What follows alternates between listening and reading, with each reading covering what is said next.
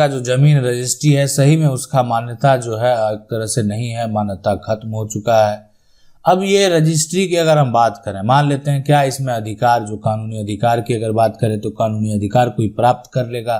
तो जमीन अगर आपने पिता से खरीद लिया, ठीक है, जमीन है पैतृक, अब यहाँ पर बेटा क्या करता है कि बेटा दावा कर देता है कि नहीं मेरा हक चाहिए, मेरा इसमें कानूनी अधिकार है।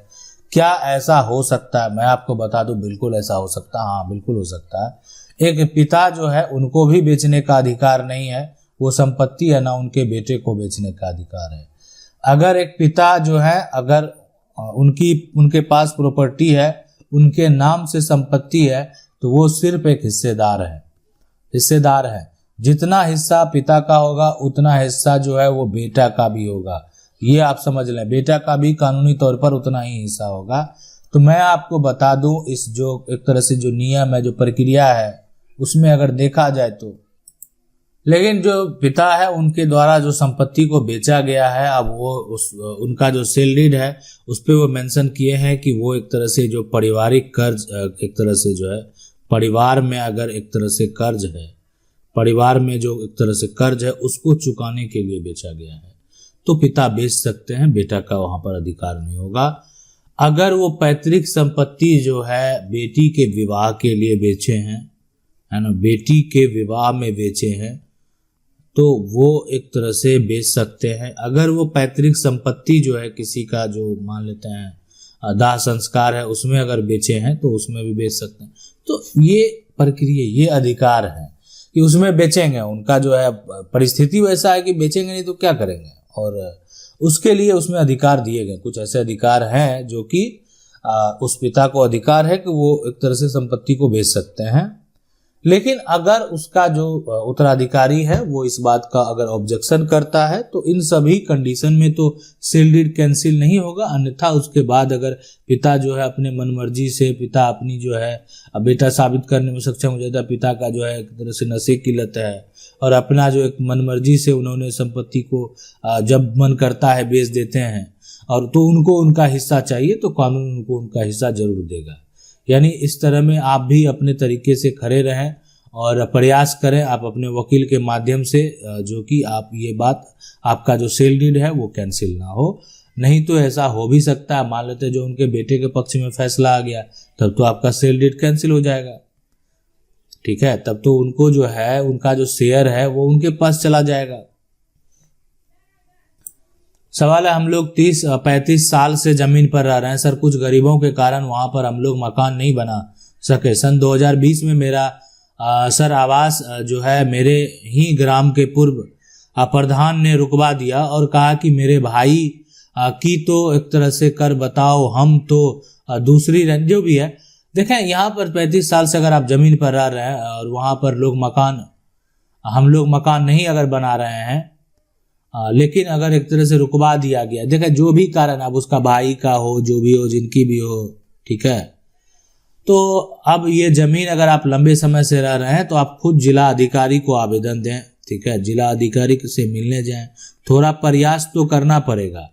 जिला अधिकारी को आप आवेदन देंगे, बताएंगे समस्या कि मेरे आपके साथ क्या समस्या है, और एक तरह से आपको जो नहीं मिला है, जो आवास आप नहीं प्राप्त किए हैं, और साथ में जो जमीन पर आप हैं उसकी बंदोबस्ती की भी आप मांग करेंगे कि आपको वो जमीन जो है किसी भी तरीके से बंदोबस्त कर दिया जाए। तो अगर ऐसा कर दिया जाएगा तो आपको फिर किसी प्रकार का कोई दिक्कत नहीं होगा।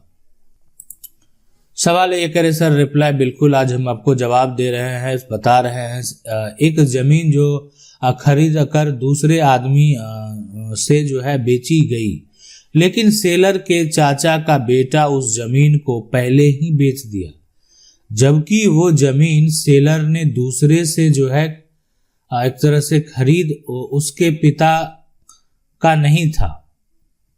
यहाँ पर जो एक तरह से उसके पिता का नहीं था, मेरा भी रसीद कट रहा है और उसका भी।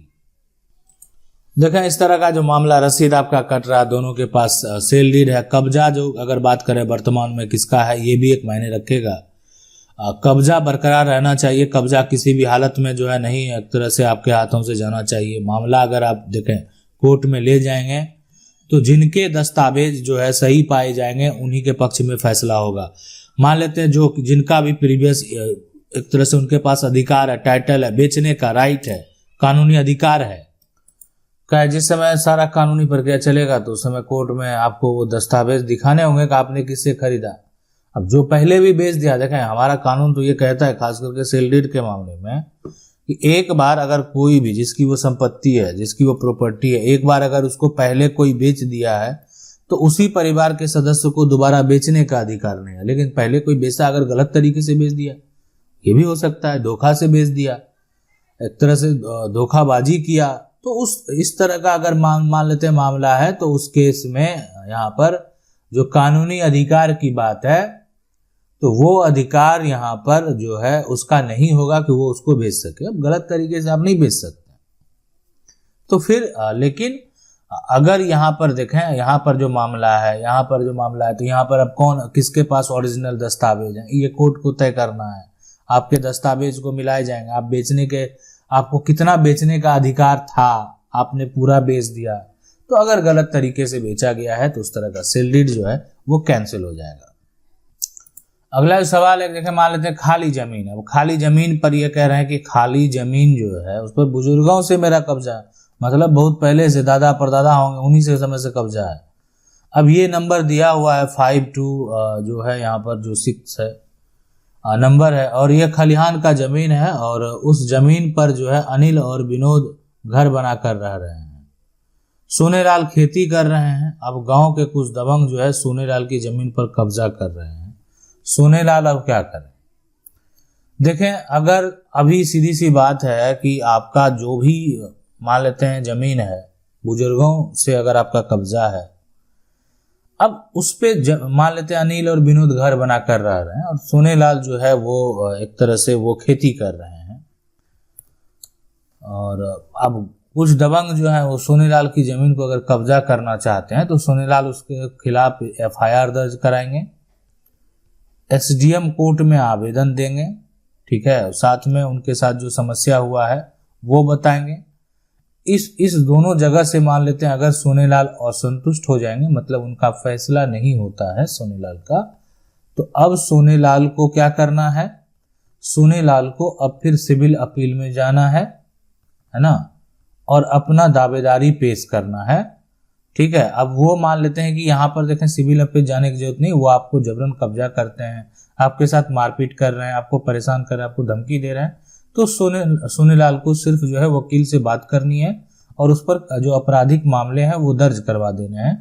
उसके बाद जो आपको कब्जा करने आ रहे थे, पुलिस उनको ढूंढेगी और वो भागता फिरेगा, और फिर अपनी वो जमानत के लिए जो है एक तरह से फिर एक समय ऐसा आएगा कि वो खुद सोनेलाल से जो है एक तरह से माफी मांगेगा और बोलेगा कि आप जो है सुलह कर लीजिए। तो ये जो यहाँ पर है ये प्रक्रिया सोनेलाल को करने होंगे। अब कि एक ये कह रहे हैं कि एक जमीन जो है मैं रजिस्ट्री करवाया हूँ अपने पिता से, जमीन को दोबारा से मेरे चाचा जी दूसरे के हाथों में, उसने मेरा मकान बना हुआ है, उसमें मैं रसीद लगान भी हर साल एक तरह से भर रहा हूँ। लेने वाला पार्टी का रसीद को जो है साहब ने अंचल अधिकारी द्वारा रिजेक्ट कर दिया गया।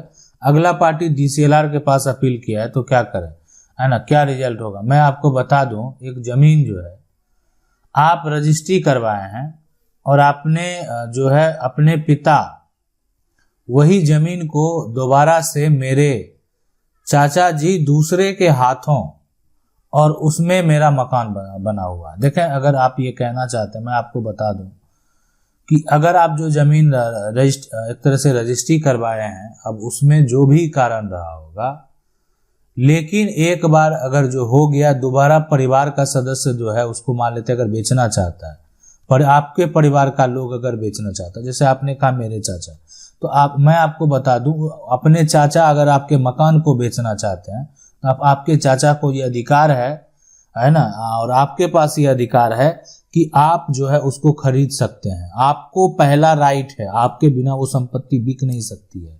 मतलब आपको कानून अधिकार देता है कि आप उस पर अपना अधिकार पेश कर सकते हैं, आपको कानून अधिकार देता है कि आप अपना उस पर दावा पेश कर सकते हैं। और रही बात उसमें आपका लगान रसीद भी एक तरह जा रहा है, DCLR में जा रहा है अपील, तो आप जाकर स्पष्ट कर सकते हैं कि इसको मैंने पहले खरीदा है, और एक तरह से जब भी आपको नोटिस आए तो आपको जवाब देना है और साफ साफ स्पष्ट तरीके से बता देना कि मेरे चाचा जो है यहाँ पर फ्रॉड कर रहे हैं, धोखा कर रहे हैं, जबकि इस पे हम मकान बनाकर रह रहे हैं और उस स्थिति में ये जमीन को जो है इस तरीके से बेचा गया। अब DCLR का फैसला अगर मान लेते हैं आपके पक्ष में नहीं होता है, तो अगर उनके पक्ष में चला जाता है तो आप ADM कोर्ट चले जाएंगे अपील के लिए साथ में, ठीक है, या डायरेक्ट जो है आप चाहें तो सिविल अपील में चले जाएंगे। लेकिन आप दिक्कत नहीं होगा, कागजात अगर दुरुस्त होते हैं तो कानून में जो है कहीं ना कहीं आपको न्याय मिलता ही है। आशा करते हैं वीडियो अच्छा लगा होगा। वीडियो को लाइक जरूर कर दें। चैनल को पहली बार देख रहे हैं सब्सक्राइब करके जो बेल आइकन है उसको जरूर दबाना। मिलते हैं अगले वीडियो में, तब तक के लिए जय हिंद।